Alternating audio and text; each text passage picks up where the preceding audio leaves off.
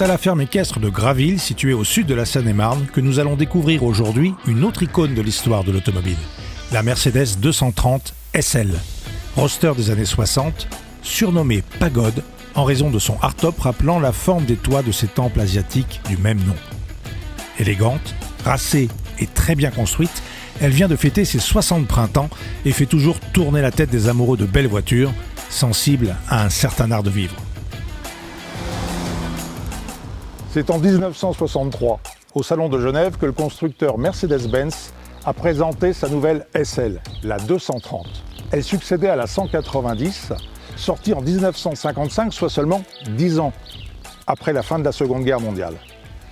La Pagode, puisque c'est comme ça qu'on l'appelle, qu'on la surnomme, est née sous le coup de crayon du génie français, le designer Paul Bracq, qui, on peut le dire, a vraiment réalisé un petit chef-d'œuvre esthétique. Regardez, ce long capot, cet ornement de chrome, ces petits feux, cette calandre, tout est splendide. D'ailleurs, d'où qu'on soit, quand on regarde cette voiture, elle est élégante, elle est merveilleuse. Qu'elle soit équipée ou pas de son hardtop, qu'elle soit recouverte ou pas de sa capote, elle est toujours belle. Mécaniquement, cette Pagode reprend la même mécanique, grosso modo, que celle des berlines. C'est exclusivement un 6 cylindres en ligne avec une pompe d'injection en ligne également. Mais attention, ce sont des moteurs qui sont exclusivement réalisés pour la Pagode. Voilà, ce ne sont pas tout à fait les mêmes moteurs que ceux des berlines. Notamment, il y a une petite modification qui est faite au niveau de l'arbre à cames, lui permettant d'avoir un peu plus de nervosité. Ceci étant, elle a existé en 2,3 litres, en 2,5 litres et en 2,8 litres selon les années, avec une puissance allant de 150 jusqu'à 170 chevaux, ce qui permettait une vitesse de pointe de 200 km/h et un 0 à 100 en 9 secondes. Alors pour l'époque, je peux vous dire que c'était plutôt pas mal. Mais ceci étant, cette voiture n'était pas une voiture de sport, c'était pas sa première vocation. On lui demandait pas ça. On lui demandait d'être belle, d'être confortable, très plaisante à conduire et croyez-moi, ça c'est vraiment le cas. Et ça a permis à cette voiture d'avoir un succès plutôt sympa puisqu'elle a été produite à plus de 22 000 exemplaires de 1963 jusqu'à 1971. Vous vous rendez compte ? À cette date-là, elle a été remplacée par la fameuse R107 qui, elle, a connu un succès encore plus grand puisqu'elle a été produite jusqu'en 89, c'est-à-dire pendant à peu près 18 ans.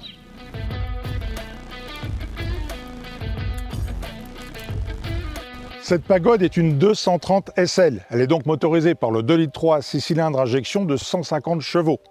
Elle est équipée en option de la direction assistée et de la boîte automatique. Mais ce qui fait vraiment l'intérêt de cette voiture, c'est son état d'origine exceptionnel, comme la plupart des voitures d'ailleurs présentées par BPM Héritage. Et elle n'a parcouru que 60 000 km, ce qui est très peu. Cette 230 SL a été livrée neuve à Paris en 1965 par le distributeur Charles Delcroix. Il faut savoir que Mercedes France n'a été créée qu'en 1970. Donc auparavant, les Mercedes étaient distribués à Paris par le distributeur Charles Delcroix. Alors, l'histoire de cette voiture, en 1982, elle est rachetée par son second et dernier propriétaire. Alors, c'est un collectionneur qui a déjà beaucoup de voitures et qui va finalement rouler assez peu avec celle-ci. Elle va être stockée pendant une trentaine d'années dans son garage, chez lui, bien au chaud et à l'abri de la lumière. Donc, ça explique qu'elle ait un kilométrage aussi faible et ça explique surtout sa condition d'origine. On peut faire le tour, croyez-moi, il n'y a pas la moindre trace de corrosion. Regardez les dessous, le plancher, regardez la baie moteur, les planchers du coffre, tout est parfait et semble neuf. Pour l'habitacle, c'est la même chose. Je vous laisse observer les boiseries et les moquettes. Regardez, ça en dit long sur la condition de la voiture, croyez-moi, c'est plus qu'exceptionnel.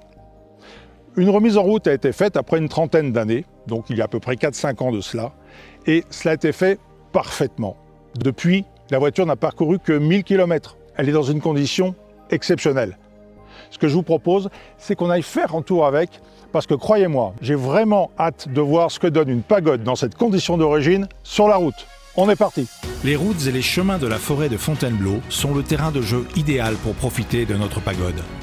La météo clémente et la douceur de l'air ambiant nous permettent de rouler cheveux au vent, en osmose totale avec la nature, en humant ses parfums d'été et en admirant les couleurs agréables et originales qui la composent. C'est un vrai plaisir.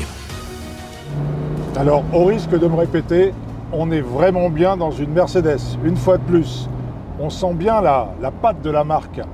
Tout est fonctionnel, tout coule de source. L'instrumentation tombe parfaitement sous la main, le klaxon, le commodo.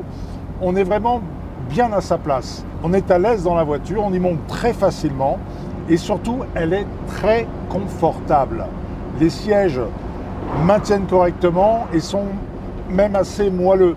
On se sent tout à fait capable de faire plusieurs centaines de kilomètres, on en a même envie, sans avoir mal au dos.